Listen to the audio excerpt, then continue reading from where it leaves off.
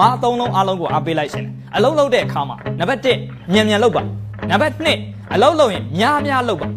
များများလုပ်နော်ဆိုလိုချင်တဲ့ဘက်ကအလုပ်ကိုများများလုပ်ဆိုလိုချင်တာဒါမှဘဝမှာ10နှစ်စာခရီးသည်9နှစ်လောက်နဲ့အောင်မြင်မယ်နောက်9နှစ်မှာကျန်နိုင်လုပ်လို့မရဘူးလားဒါကြောင့်ဒီနေ့ရေးကြည့်တာအလုပ်ကိုများများလုပ်မယ်မြန်မြန်လုပ်မယ်နောက်အရေးကြည့်တာတော့အလုပ်ကိုမှန်မှန်လုပ်မှားလို့ပြန်လုပ်ရင်မကြဘူးလားကြာသွားတယ်ဒါကြောင့်အရေးကြီးတာကမှားသွားရင်ပြန်လုပ်နေရတာနဲ့အရှိကိုမရောက်တော့ဘူးများများလည်းပြန်လုပ်လို့မရဒါကြောင့်အလုပ်မှာအရေးကြီးတာမှားသုံးလုံးမိမိဘဝမှာအလုပ်လုပ်တဲ့အခါမှာများများလုပ်ပါမြန်လုပ်ပါပြီးရင်မှန်လုပ်ပါဆိုလိုချင်တာအဲ့ဒီသုံးလုံးကိုလက်ကင်ထားပြီးတော့စူးစမ်းရင်ဘဝပိုင်ရှင်တွေအားလုံးအလုပ်တွေဒီပို့ပြီးတော့တိုးတက်အောင်မြင်လာနိုင်မယ်ဆိုတော့ဆိုလိုဒီနေ့အားလုံးကိုဒါအားပေးလိုက်ချင်ပါတယ